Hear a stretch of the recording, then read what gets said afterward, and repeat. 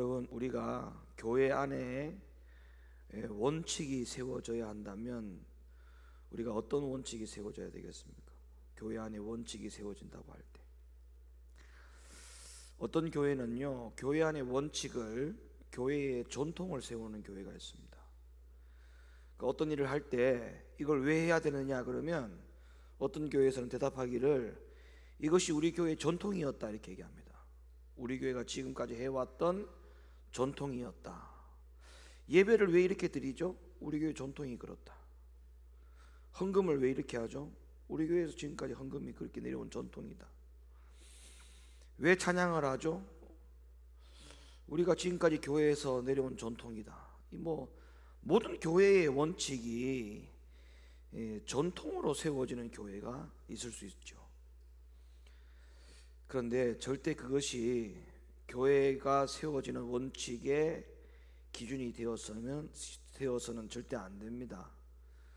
교회의 기본적인 원칙은 하나님의 말씀이고, 그리고 하나님 나라의 의가 되어야 됩니다. 의. 무슨 말이냐면 사람이 기뻐하는 기준이 되면 안 되고 하나님이 기뻐하는 기준이 되어야 되죠. 어떤 예배 드려야 되느냐? 전통에 의한 예배 아니죠. 어떤 예배 드려야 되느냐라고 할 때 의를 위한 예배, 다시 말하면 하나님이 기뻐하는 예배. 하나님 나라의 의라고 하는 것은 하나님이 기뻐하는 것을 말하는 거거든요. 교회가 어떤 원칙이 세워져야 되느냐? 우리는 반드시 하나님이 기뻐하시는 하나님의 의가 세워지는 기준이 되는 것이 교회 안에 세워져야 됩니다. 우리가 하나님의 복음이라고 하는 것도 교회의 기준이 될 수 있죠. 어떤 복음이냐에 따라서 교회의 기준이 달라질 수 있습니다. 그러니까 우리 교회가 정말 죄를 멀리하고 죄를 가까이 두면 안 되는 그 이유가 뭔가 라고 할 때 복음이 어떤 복음으로 믿어지기 때문에 우리는 죄를 가까이 할 수가 없다. 죄를 멀리해야 된다. 하나님께 우리가 죄를 지으면 죄를 용서해 주시는 게 맞죠. 근데 하나님 앞에 수천 번 죄를 짓고 수천 번 회개해도 하나님은 다 용서해 주는 게 맞습니다. 그런데 그것으로 끝이 나느냐? 아니죠. 죄에 대해서는 반드시 뭐를 치러야 된다? 대가가 있다는 거죠. 대가. 그래서 대가는 없어지는 게 아니거든요. 그래서 그 대가를 치러야 되기 때문에 그 죄에 대한 대가가 너무 어렵고 너무나 힘들고 너무나 아프기 때문에 우리는 죄를 짓고 회개하고 용서함을 받는 이걸 자꾸 되풀이하는 것이 아니라 죄를 끊어버리고 죄를 멀리해야 되는 이유가 바로 거기에 있는 것이죠.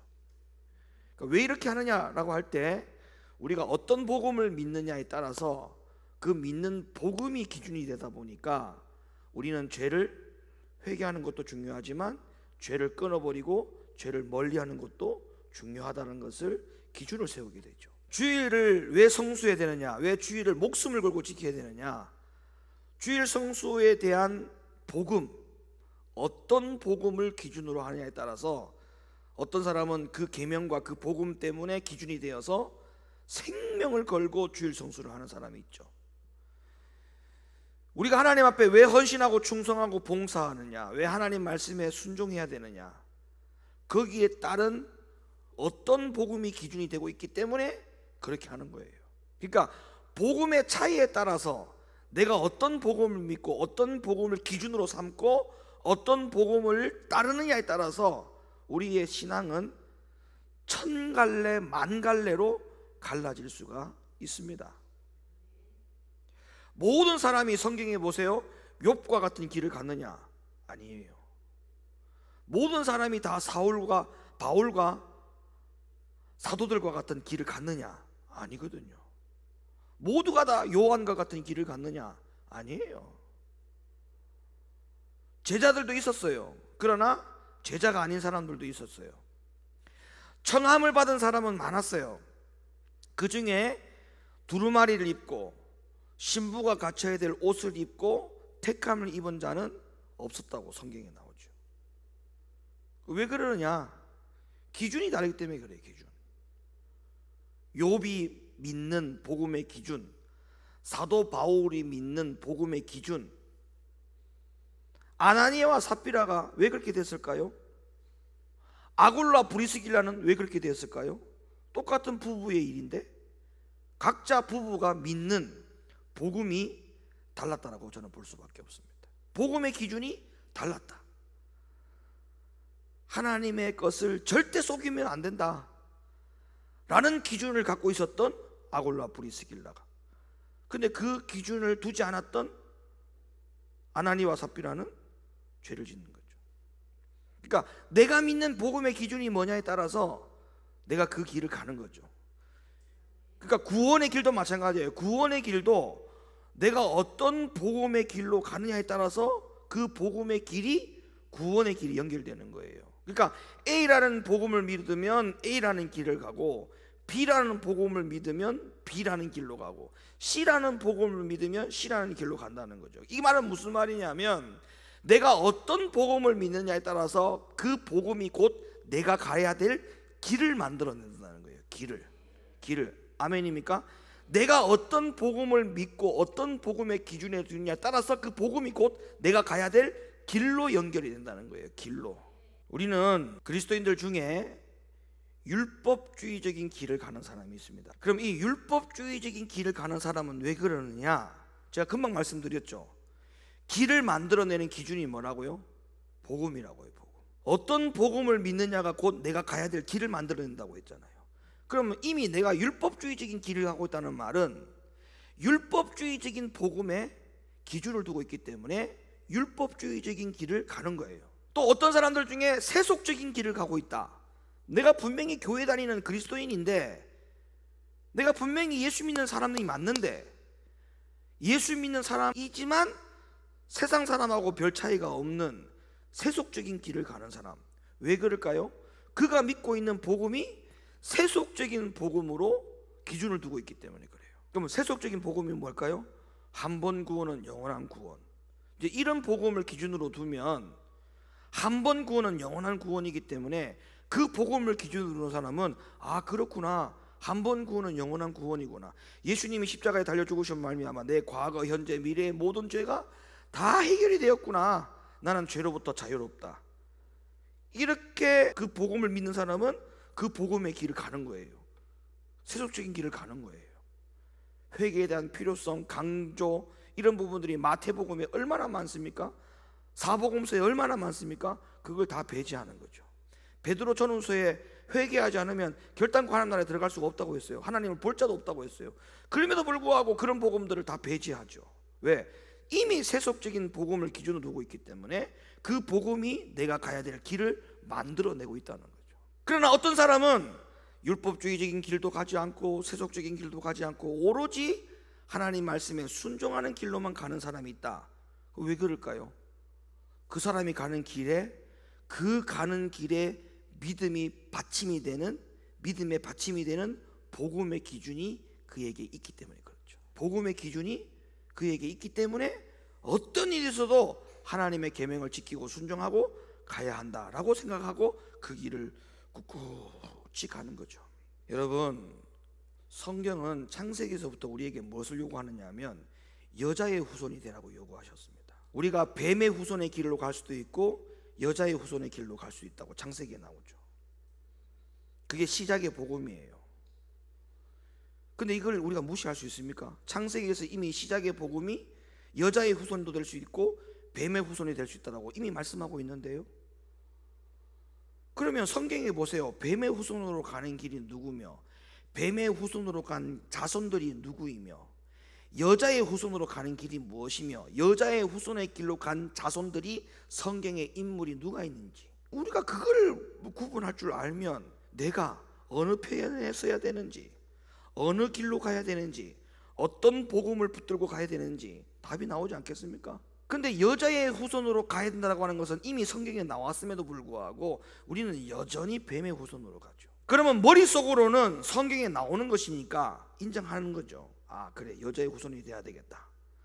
근데 여자의 후손이 돼야 되겠다라고 하면서 뱀의 후손으로 가는 이 자체가 바로 뭐냐? 이게 바로 율법주의죠. 율법주의. 왜 율법주의라고 표현을 하냐면 겉으로만 여자의 후손이 되는 것이 다 끝이라고 생각하니까 그런 거예요. 여기서 말하는 여자의 후손은 겉만 여자의 후손이 되는 것이 여자의 후손 되는 게 아닙니다. 완전히 본성이 바뀌어져야 돼요. 뱀의 본성, 뱀의 속성에서 여자의 본성, 여자의 후손의 속성으로 바뀌어지는 것을 말하는 거예요. 여러분, 우리가 회개가 뭐냐 하면, 회개는 두 가지예요. 외적인 회개가 있고 내적인 회개가 있어요. 외적인 회개라고 하는 것은 이미 여러분이 알고 있는 회개예요. 하나님이 싫어하는 것에서 안 하는 거예요. 하나님이 싫어하는 것을 안 하는 거예요. 이게 외적인 회개예요. 그럼 내적인 회개는 뭐냐 하면 양심이 바뀌어져야 되는 거예요. 외적인 회개는 하나님이 싫어하는 것을 하지 않는 것, 끝내는 것, 중단하는 것, 이게 회개라면 그게 끝이 아니에요. 내적인 회개가 같이 일어나죠. 하나님이 싫어하는 것을 하면서 그것이 외적인 회개로 이루어졌다면 내적인 회개가 동시에 같이 일어나야 돼요. 내가 진정으로 그것을 다시 짓지 아니하는 양심의 회개가 일어나야 돼요. 양심이 변화가 돼야 돼요. 그런데 겉으로 중단을 하는 것 같지만 중단이 안 되니까 속의 양심은 여전히 뭐예요? 그게 아직까지 변화가 안 돼 있는 거잖아요. 그건 온전한 회개가 아니죠. 그러니까 율법주의적인 길을 가는 게 바로 이런 거예요. 내적인 회개가 완전히 일어나지 않는 거예요. 다시 말하면 뱀의 본성은 그대로 살아있고 뱀의 외형적인 것이 여자의 후손으로 바뀌었다고 해서 그 사람이 바뀐 것이냐? 아니에요. 이게 바로 율법주의. 여러분, 우리 신앙길은요 대부분 모르겠어요, 그냥 막장 드라마의 인생이 아닌 이상은 뭐 장로님이 타락해봤자 세속적으로 타락하겠습니까?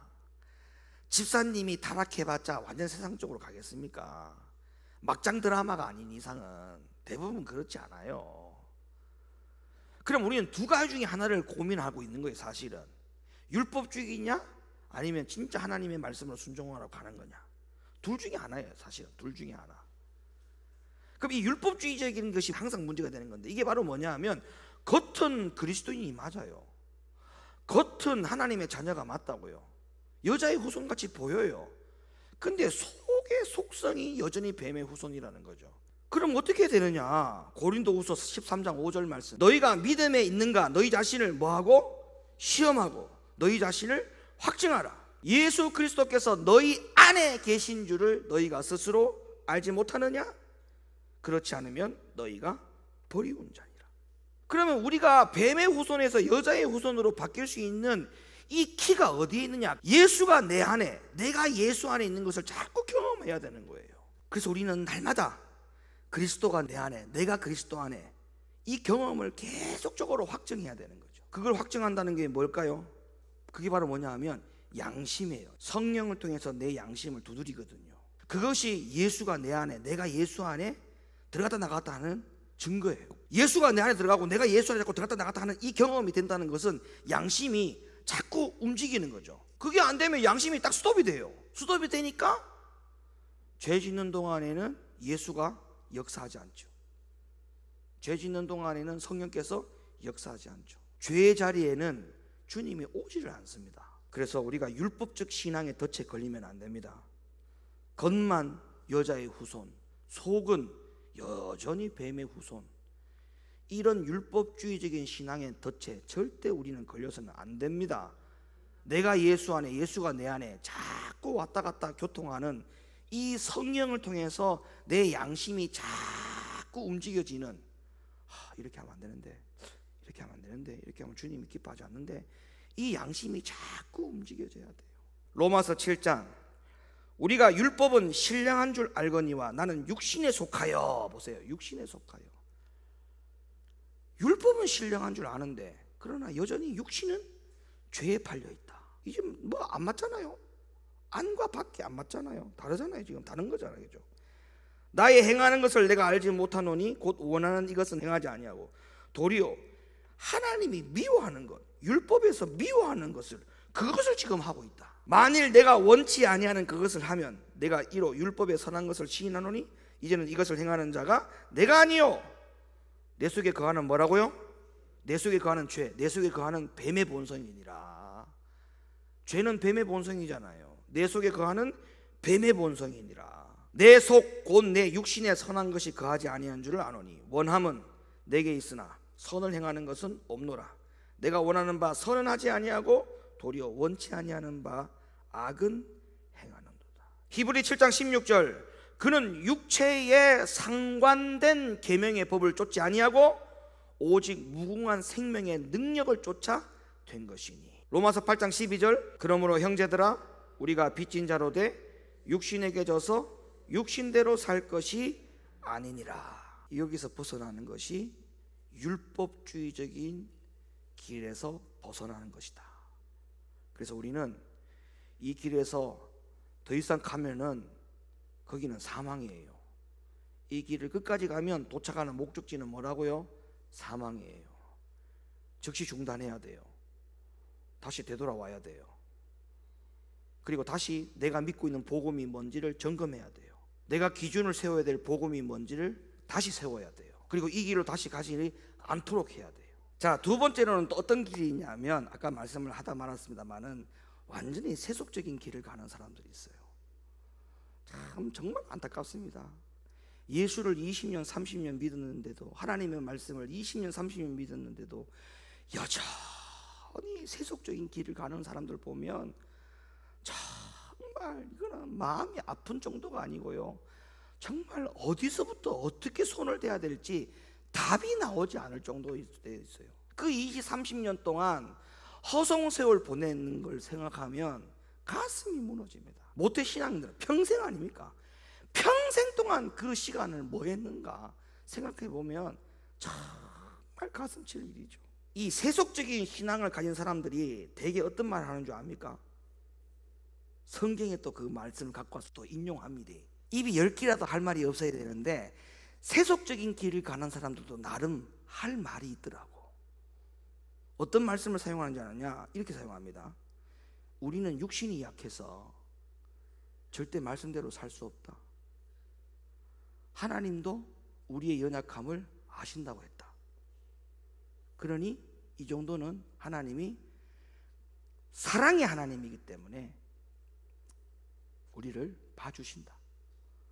이렇게 얘기하죠. 그 말씀이, 그 말의 고백들이 다 성경에 있는 것들이 있잖아요. 다 끌고 모아가지고 막 짜집게 해가지고 변명하지 않습니까?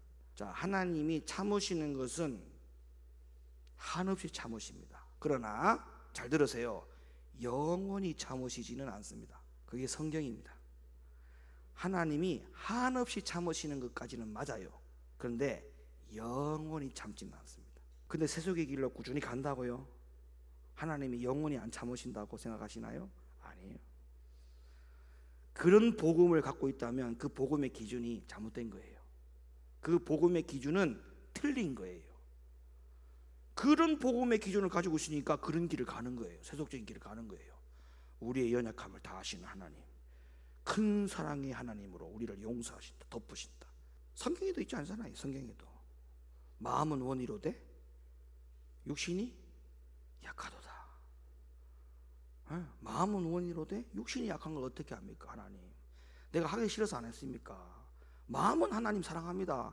근데 육신이 안 따라주는데 어떻게 합니까? 그런 핑계들을 대는 거죠. 그런 핑계들을.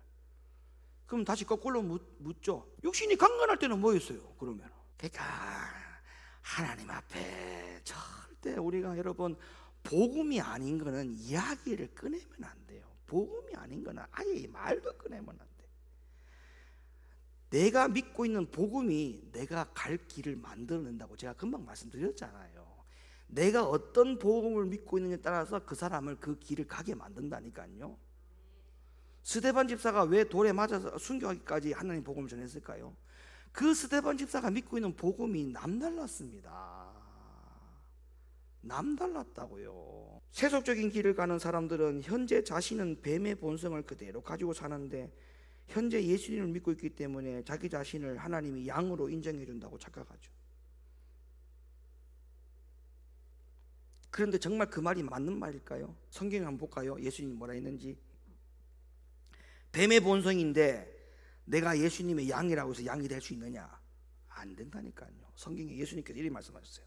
마태복음 7장. 그의 열매로 그들을 알지니. 끝났어요. 벌써 이미 답이 나와버렸는데 뭐. 아니, 뱀의 본성으로 본인이 양이라고 해서 양이 되느냐고. 답이 나왔잖아요. 열매로 그들을 알지니. 가시나무에서 뭐를요? 포도가 나와요? 엉겅퀴에서 무화과 나와요? 안 되잖아요. 열매를 보고 나무를 알지 않습니까? 무화과 나무에 열매가 맺혀 있다. 그 나무는 무슨 나무? 포도나무가 열매가 맺혀 있다. 그 나무 무슨 나무? 똑같잖아요. 그런데 양이다. 그러면 그 나무 그 본성은 뭐 해야 돼요? 양이 돼야 된다니까. 근데 뱀의 본성인데 내가 하나님의 양이요, 내가 예수님의 양이어서 양이 되느냐고요? 양이 안 된다니까요. 이와 같이 좋은 나무마다 아름다운 열매를 맺고 못된 나무가 나쁜 열매를 맺나니 좋은 나무가 나쁜 열매를 맺을 수 없고 못된 나무가 아름다운 열매를 맺을 수 없느니라. 아름다운 열매를 맺지 아니하는 나무마다 찢겨 불에 던지우니라. 그러니까 뭐예요? 속은 뱀의 본성인데 겉으로 나는 양이다 라고 말하면 그 사람은 어떻게 된다고요? 마지막에 불. 마지막에 가는 곳은 불이에요. 불. 우리는 반드시 여러분 여자의 후손 되는 길에 목숨을 걸어야 됩니다. 한 번은 니고데모가 예수님 찾아왔어요. 예수님, 내가 어떻게 해서 구원받을 수 있습니까? 라고 물어요. 예수님이 뭐라 대답했어요? 요한복음 3장. 예수께서 대답하시되 진실로 진실로 네게 이르노니 사람이 물과 성령으로 나지 아니하면 하나님 나라에 들어갈 수 없느니라. 육으로 난 것은 육이요 성령으로 난 것은 영이니 내가 네게 거듭나야 하겠다는 말을 기히 여기지 말라. 여러분, 물은 뭘 의미해요? 물? 말씀이죠. 말씀과 성령으로 나지 아니하면 그건 뭐예요? 속에서 겉으로 나오는 거죠. 나지 아니하면, 그러니까 속은 안 건들고 겉에만 건들면 되겠어요? 말씀이 겉에만 건들고 있고 성령의 기름 부음이 지금 겉에만 건들고 있잖아요. 나지 않잖아요. 안에서부터 나와야 되는데 나지 않잖아요. 겉에만 맴돌잖아요. 말씀이 겉에만 돌고 나지 아니하면 안 된다는 거예요. 안 된다. 그 다음에 마지막 세 번째로 우리는 이 길을 가야 되는데 계명을 지키는 신앙의 길로 가야 돼요. 이 길이 바로 여자의 후손의 길입니다. 이 길이 진짜 여자의 후손의 길입니다. 여자의 후손의 길은 세속적인 길도 아니고 율법주의적인 것도 아니고 오로지 계명을 지키는 길이 바로 여자의 후손의 길입니다. 결론적인 말씀부터 드리자면 계명을 지키는 신앙의 길을 가는 자는 누가 뭐라 해도 여자의 후손입니다. 성경은요 한 번도 변한 적이 없어요. 처음부터 마지막까지 네가 나를 사랑하냐? 네가 나를 사랑하면 내 계명을 지켜라. 이 계명에 대해서 한 번도 변한 적이 없어요. 이게 하나님 사랑하는 방법에 성경에 나와 있는 기준이에요. 이거 말고는 없어요. 시편 19편 여호와의 율법은 완전하여 영혼을 소생케 하고 하나님의 말씀이 어떤 것인지를 지금 기능적인 것이 나옵니다. 119편 내가 주의 법을 어찌 그리 사랑하는지요.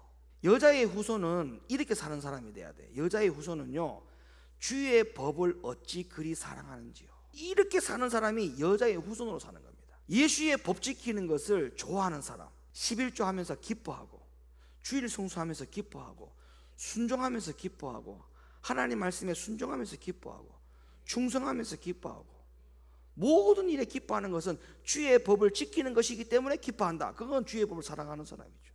마태복음 5장 내가 율법이나 선지자나 폐하러 온 줄 생각하지 말라. 폐하러 온 것이 아니요 완전케 하려 함이로라. 진실로 너희에게 이르노니 천지가 없어지기 전에 율법의 1.1핵이라도 반드시 없어지지 아니하고 다 이루리라. 그러므로 누구든지 이 계명 중에 지극히 작은 것 하나라도 버리고 또 그 같은 사람을 가르치는 자는 천국에서 지극히 작다 일컬음을 받을 것이요 누구든지 이를 행하며 가르치는 자는 천국에서 크다 일컬음을 받으리라. 오늘 본문 말씀 14장 15절 21절 24절 너희가 나를 사랑하면 나의 계명을 지키리라. 나의 계명을 가지고 지키는 자라야 나를 사랑하는 자니 나를 사랑하는 자는 내 말을 지키지 아니하나니 너희의 듣는 말은 내 말이 아니요 나를 보내신 아버지의 말씀이니라. 요한복음 15장 14절 시작. 요한 1서 2장 시작.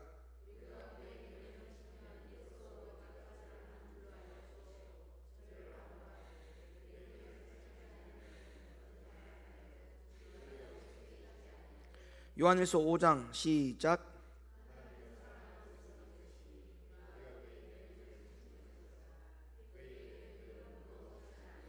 아멘. 계명이 무겁다라고 여겨지는 사람은 이유가 뭘까요? 육체가 약해서, 육신이 약해서 그래요?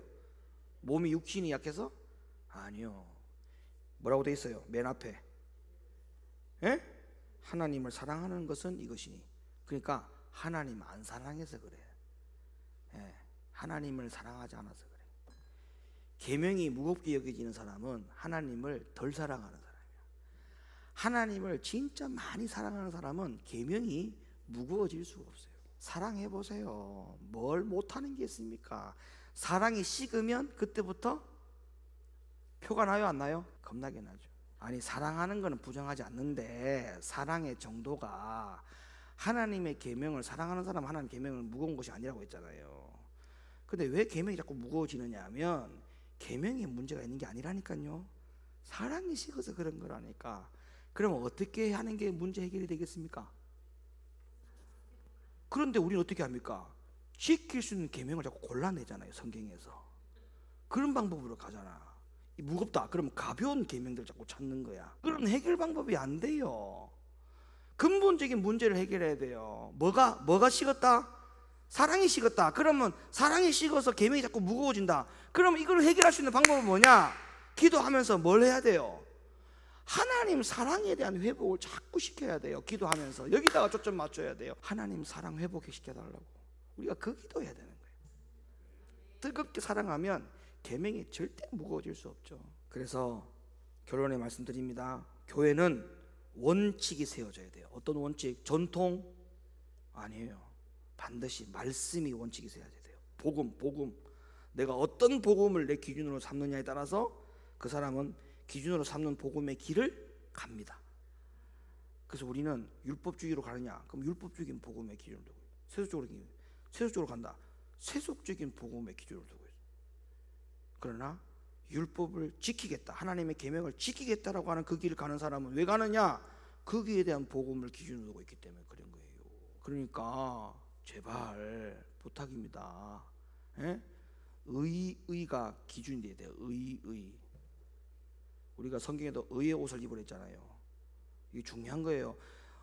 사람이 어떤 옷을 입고 있냐에 따라서 그 사람의 행태가 나타나요. 그러니까 왜 우리가 성경에서 우리에게 의의 옷을 입으라는 말을 하는지 알겠죠? 그 옷을 입어야만 그 행태가 나온단 말이에요. 예수의 옷을 입어야 예수의 행태가 나온다고요. 할렐루야. 여자의 후손의 행태를 하려면 여자의 후손의 의의 옷을 입어야 된다고요. 이거는 뭐 틀림없는 사실입니다. 의의 옷을 입어야만 의의 행태를 하는 거예요. 그래서 정말 내가 어떤 복음을 믿느냐에 따라서 내가 그 선택된 신앙의 길을 간다라는 사실을 기억하시고 믿음 신앙생활 잘 감당하는 우리 모두가 되기를 예수님의 이름으로 간절히 축원합니다.